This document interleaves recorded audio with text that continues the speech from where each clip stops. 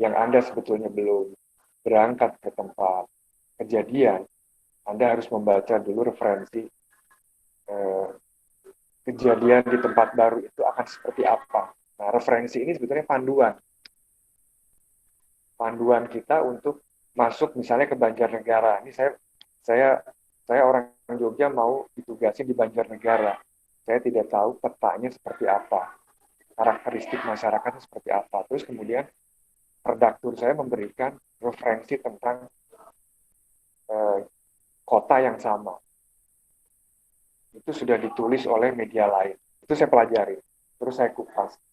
Saya menggunakan panduan-panduan yang tadi kita udah bahas di pagi hari kemarin, di pagi hari tadi.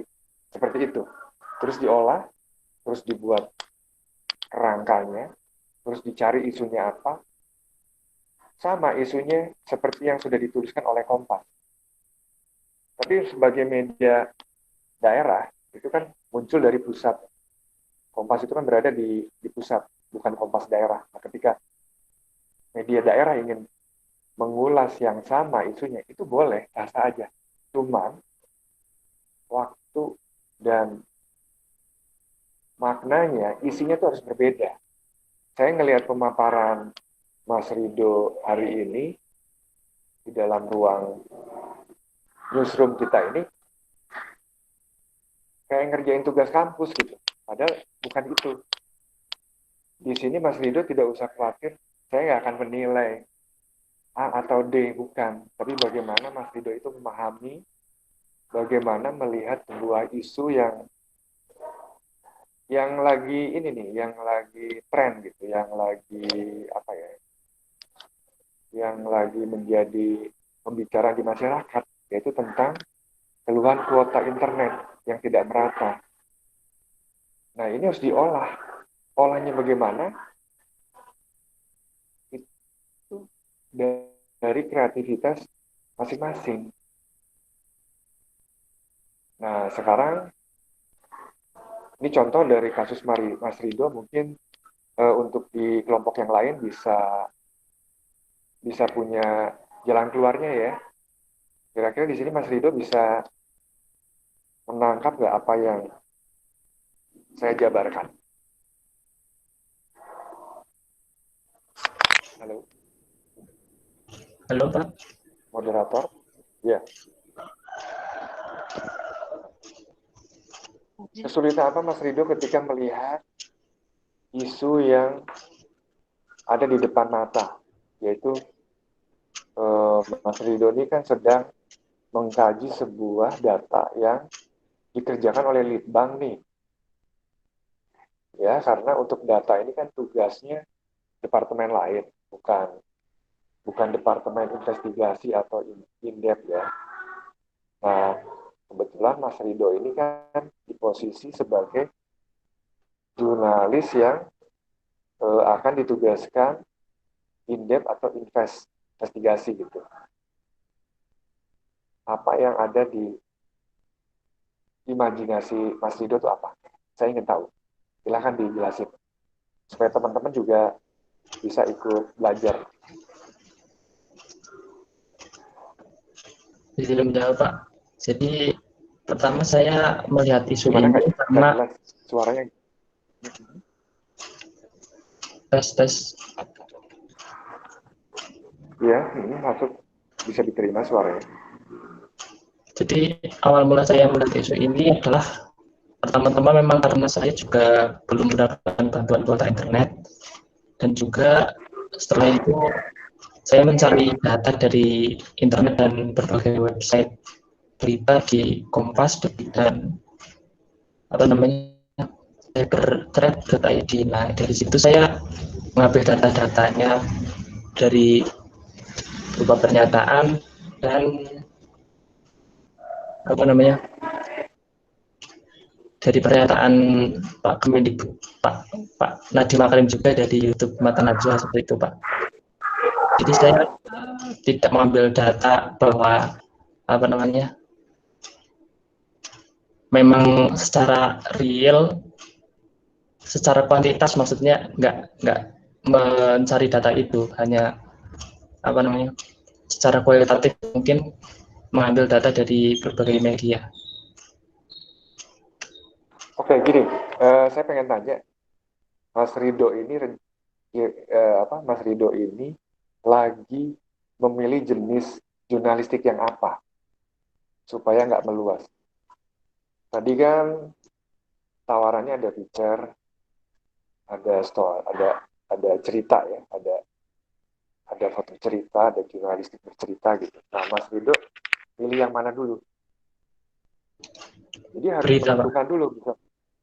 Iya, jenis beritanya itu apa? Kan ada sport, ada hard news. Berita, Contoh misalnya feature gitu ya. Nah, dari bentuk feature itu apa? Oh, feature itu berarti mengangkat cerita tentang pengalaman narasumber atau pengalaman fixer atau pengalaman masyarakat yang ada di sekitar kita. Itu feature tuh begitu. Terus data yang tadi disebutkan itu eh, sebagai pematik aja, sebagai apa ya? Sebagai pemandu, ya. Seperti kayak menteri ngomong ini, ngomong itu. Mas Rido jangan masuk ke situ.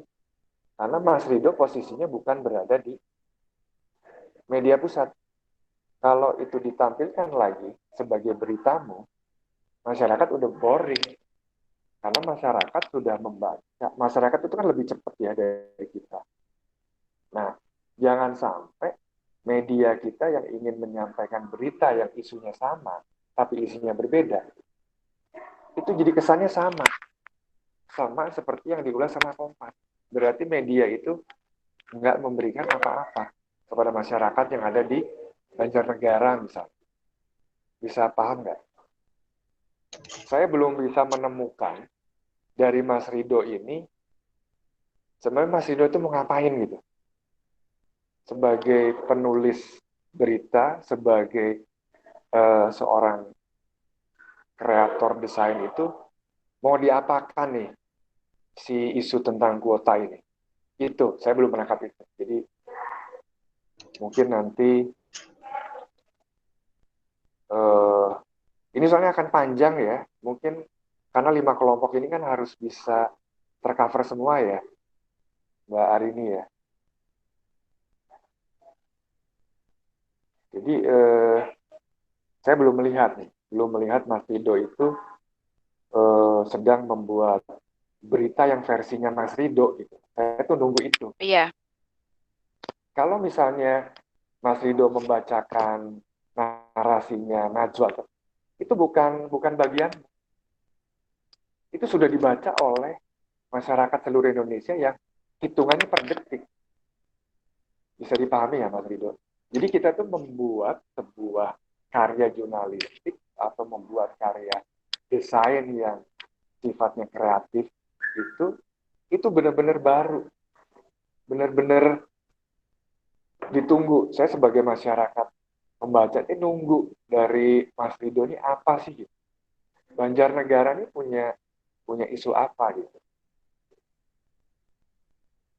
Perspektifnya menggunakan isu orang lain dari kota lain itu boleh, sah-sah aja. Cuman kita harus mengukur wilayah Banjarnegara itu sejauh mana. Ternyata Banjarnegara tidak separah di Jakarta gitu. Cuman kita sebagai jurnalis itu lambat aja gitu, ruang geraknya lambat. Jadi sebetulnya masyarakat di sana, pemerintah di Banjarnegara itu sudah mengcover itu gitu. Nah ini jangan sampai jurnalis menjadi ketinggalan gitu. Media itu harus lebih dulu, harus lebih cepat dari apa ya, dari bencana. Jadi kita tuh harus lebih dulu. Istilahnya kalau gunung itu mau meletus, itu seakan-akan udah tahu tuh gunung ini mau meletus gitu. Kita udah ada di lokasi gitu mas. Jadi jangan meletus, udah ada 3 hari 4 hari kita baca referensi orang, baru kita berangkat. Terus kita ngulasnya sama seperti berita yang kemarin. Nah itu jangan sampai begitu. Nah, ini masukan aja. Jadi nanti mungkin saya tunggu beberapa menit. Ada nggak perubahan dari ide Mas Rido tentang tema kuota ini? Kalau tema kuota ini tidak kuat, kita menyaringnya, kita lepas, Mas. Nggak usah dipaksain, gitu. Mungkin itu masukannya dari saya, Mbak Arini. Baik, Pak. Ya, Terima kasih, Pak. baik Pak. Ya, Untuk selanjutnya, ini adalah berita karangan dari Azalia. Jadi ini menceritakan sebuah kegiatan yaitu PGKMB yang dilaksanakan secara daring. Permisi Mbak, Dan ya, karya saya bukan yang itu. bentar-bentar. Anggra ini mohon maaf. Oh ya. Ya, karya Anggra ini mohon maaf. saya bisa masuk sebentar supaya nggak miss. Jadi ini ya buat teman-teman, Ya, Kak? referensi itu memang penting kita buat pegangan. Tapi ketika kita membuat sebuah karya, entah itu karya tulisan, karya desain, itu benar-benar kita tuh seakan-akan mengalami langsung gitu. Terus kita lihat yang kita tulis itu apa? Penulisan ilmiah yang berbau jurnalistik atau penulisan jurnalistik yang sifatnya berita atau apa. Jadi itu dulu ditentukan supaya kita nggak tergopoh-gopoh gitu ya ketika mencari referensinya. Kita boleh namanya mereview berita itu ada ya. Jadi ada di jurnalistik itu dikenal dengan review berita, review isu. Jadi misalnya di Banjarnegara terjadi banjir misalnya di hari Kamis. Terus media lain ingin menampilkan berita itu di hari yang kelima dan seterusnya. Itu namanya review. Nah, dari review berita itu, dari isu itu, kita sudah tidak mengambil tentang isu banjirnya, tapi bagaimana dampak dari banjir itu terhadap masyarakat sekitar. Itu yang kita tulis, itu yang kita angkat untuk media kita. Dampak dari berita review itu apa? Misalnya terjadi kekurangan bahan makan, ketahanan pangan di daerah Banjarnegara ketika sudah berlangsung hari yang ketujuh misalnya gitu, itu terjadi krisis tuh. Terus akhirnya peran media ini ngapain gitu? Oh, berarti kan dalam struktur rangka konsepnya itu yang tadi kita bahas itu, oh saya harus menemuin pejabat ini, terus saya ketemu ketua SAR di Banjarnegara, terus bla bla bla bla bla gitu, itu didiskusikan dengan redaksinya, redakturnya. Setelah itu kita baru membuat penulisan in-depth kah atau investigatif kah. Seperti itu. Jadi jangan sampai kita mengulang berita orang. Jadi seperti kayak kita kuliah diberikan tugas dosen, tolong ini direview ya. Bukan seperti itu gitu. Ini mudah-mudahan dengan waktu yang sempit ini teman-teman bisa menyaring dari pengalaman-pengalaman ini. Begitupun teman-teman yang sedang bergerak di ranah desain ya. Begitupun yang dengan tulisan. Kira-kira begitu. Jadi misalnya kalau teman-teman tidak bisa menampilkan secara fisik di daring, alangkah baiknya presentasi aja. Nanti saya bisa paham kok gitu. Misal gitu. Jadi dari waktu yang singkat ini, saya berharap bisa dapat gitu loh, teman-teman. Nanti untuk penyempurnaannya ya mungkin panitia bisa menyediakan bebas apa kayak gitu ya di Oke. lain waktu. Begitu kira-kira. Ya. Ya. Oke, lanjut. Ya. Lalu yang ingin saya tanyakan ini Pak terkait karya dari Anggraini. Jadi Anggraini itu yang dari setiap sub Bentar, bidangnya. ada yang bocor. Mungkin yang Ini dari mana ya? bingung tentang bidang PSDM dan bidang redaksi, pertanyaannya disimpan dulu, karena habis ini bakal ada SPG. maaf ya. Dan jangan lupa Ribut yang dulu kali ya. sampai sekarang belum punya pertanyaan bisa dikirim.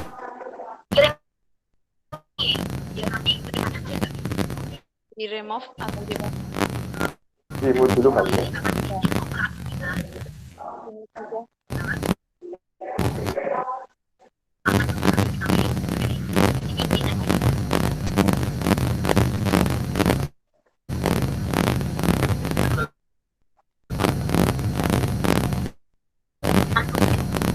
Jadi yang bikin aku ya diam bisa. jadi ya sama kayak tadi semua bedanya ini mungkin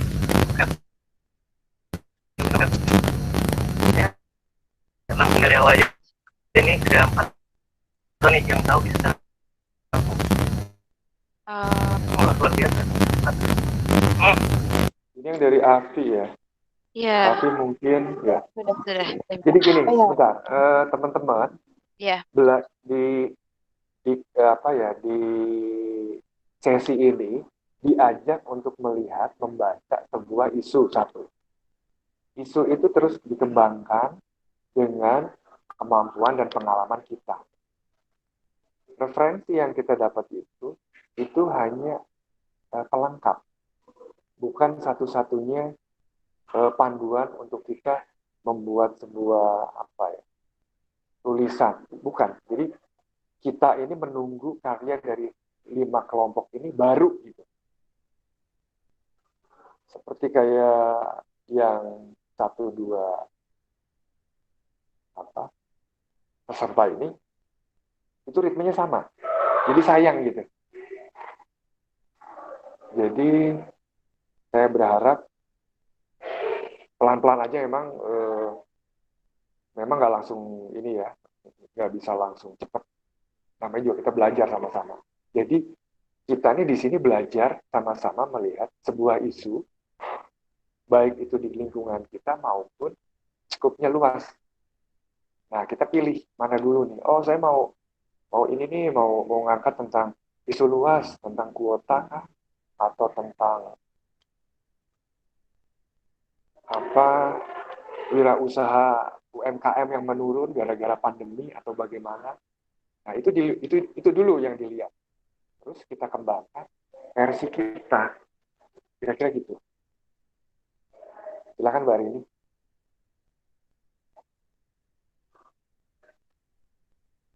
Lalu di sini ada karya dari Anggraini. Sekalian saya ingin bertanya Bapak.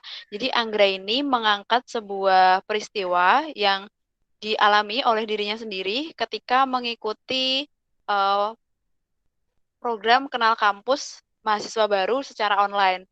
Dan dia mengangkat sebuah judul bagaimana sih kesan dari ribuan mahasiswa yang mengikuti program Kenal Kampus ini secara online. Kalau seperti ini bagaimana Pak? Ini menarik ya, silakan dikembangkan. Cuman lagi, referensi jangan terlalu menjadi dewa gitu ya. Tetap saya ingin berharap dari pengalaman siapa tadi? Mbak siapa? Anggraini. Mbak Anggraini itu yang baru ya, karena kita ini di sini sebagai ini ya, masyarakat yang ingin tahu gitu. Apa sih gitu. Nah, keluhan itu harus didukung fakta kan. Nah, faktanya ini siapa narasumbernya. Nah, seperti itu. Ini sudah lumayan nih. Sudah lumayan agak sedikit masuk ke ranah yang kita harapkan. Silakan dikembangkan lagi.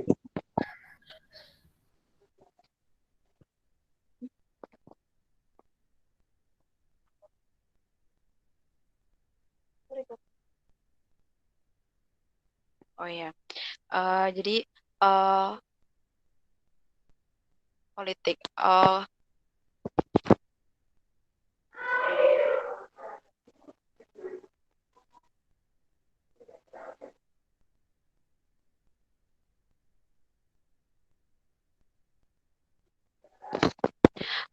Untuk sementara, sepertinya baru 2 naskah yang dapat Iya, kita tayangkan, dan banyak sekali yang insight atau wawasan baru yang kita peroleh dari agenda siang hari ini, terutama terkait membenarkan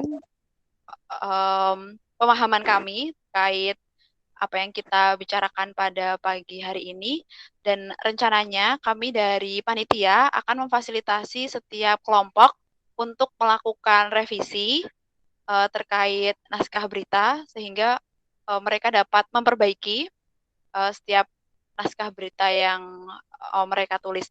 Nah, sebelum itu mungkin dari Bapak ada yang ingin disampaikan?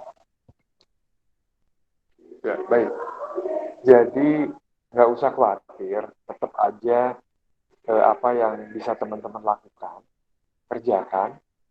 Terus kemudian nanti mungkin panitia bisa men-share juga apa materinya ya yang saya udah kirim itu bisa di ini.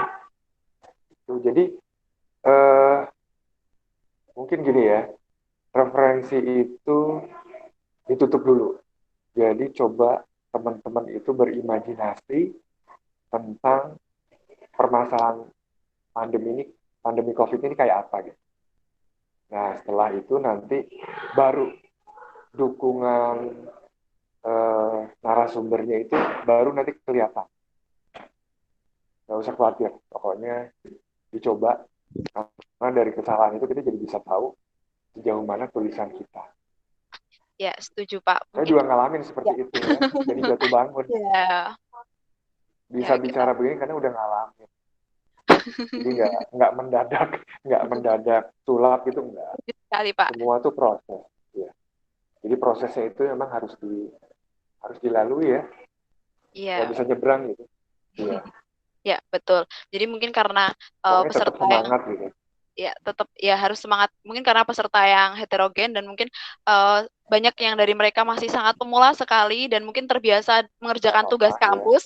eh, referensi ditulis sangat berkutat dengan referensi mungkin seperti itu. Jadi kurang dapat mengeksplor kemampuan atau inisiasi mereka sendiri terkait topik yang mereka angkat seperti itu. Jadi tetap semangat untuk para peserta.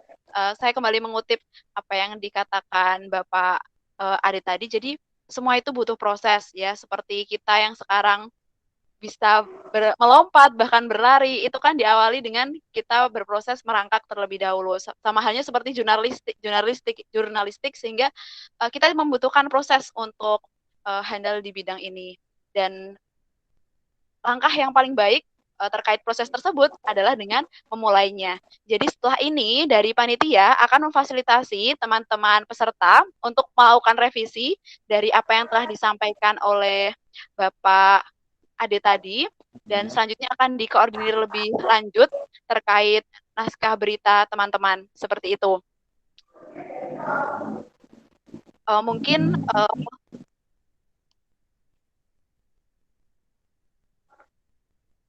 ya, ya. Mungkin dari Bapak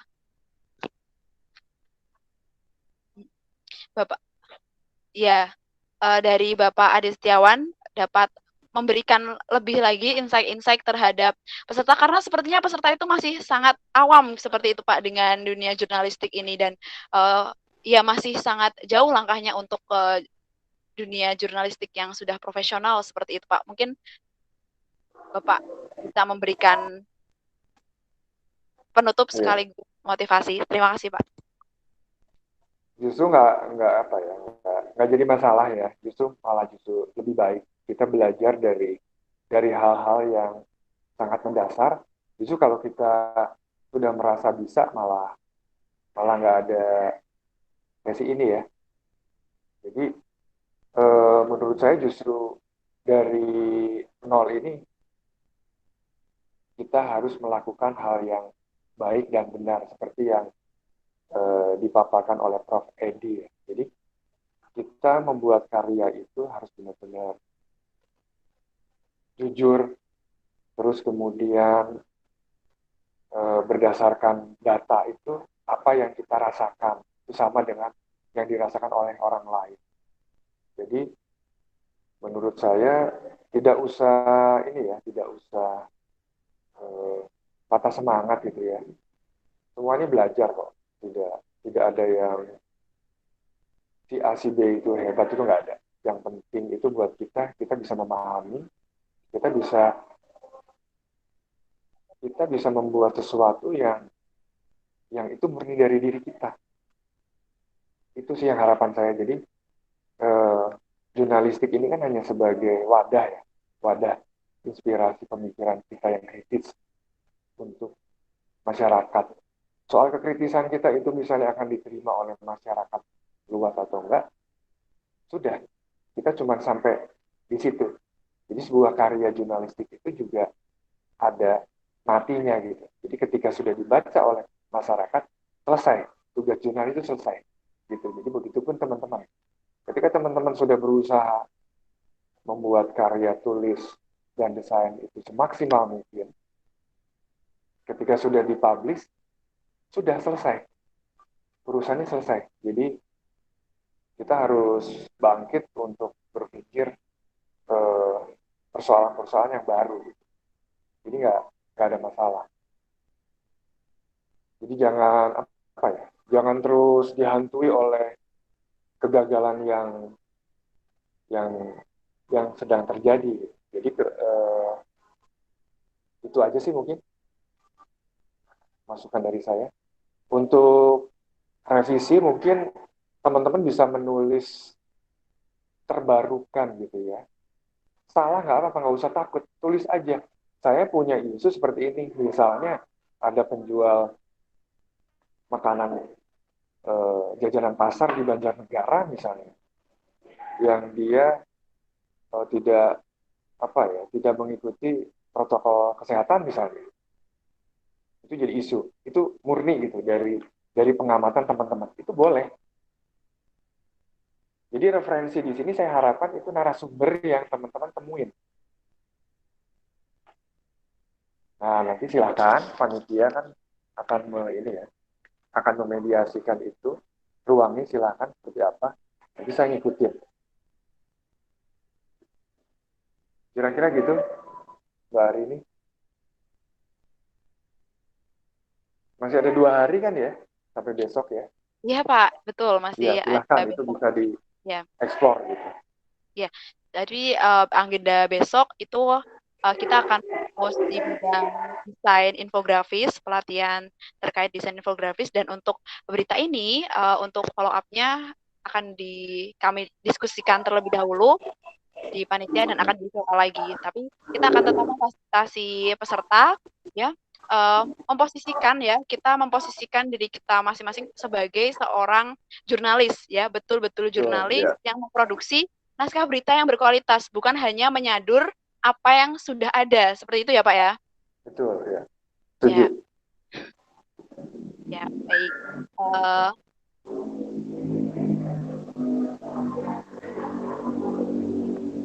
Sekiranya dari Bapak sudah cukup atau masih ada yang ingin disampaikan, Pak?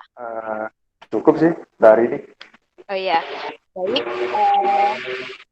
Terima kasih kepada Bapak Ade Dani Setiawan yang telah memberikan ilmunya, yang telah memberikan banyak wawasan baru, insight-insight baru kepada kami semua, termasuk saya sendiri. Saya di sini banyak mendapatkan ilmu terkait, ternyata seperti ini tugas jurnalistik, seperti itu, tidak hanya sekedar menulis dan menyampaikan, tapi ada sesuatu nilai lebih dari setiap apa yang kita sampaikan dan bagaimana itu bisa diterima dengan baik oleh masyarakat dan naskah berita kita berkualitas seperti itu. Dan agenda ini sekaligus menjadi penutup dalam sesi pelatihan jurnalistik pada hari ini, Sabtu 3 Oktober tahun 2020.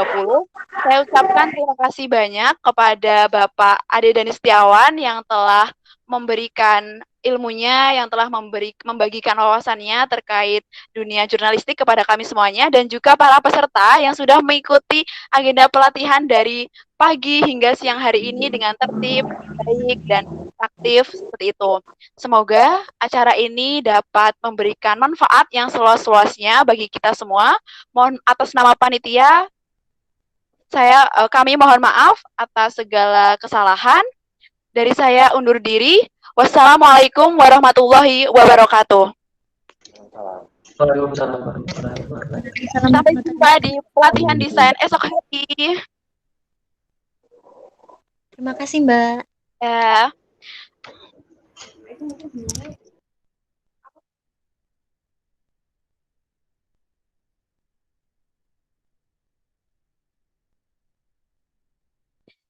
Baik, teman-teman bisa meninggalkan room ini.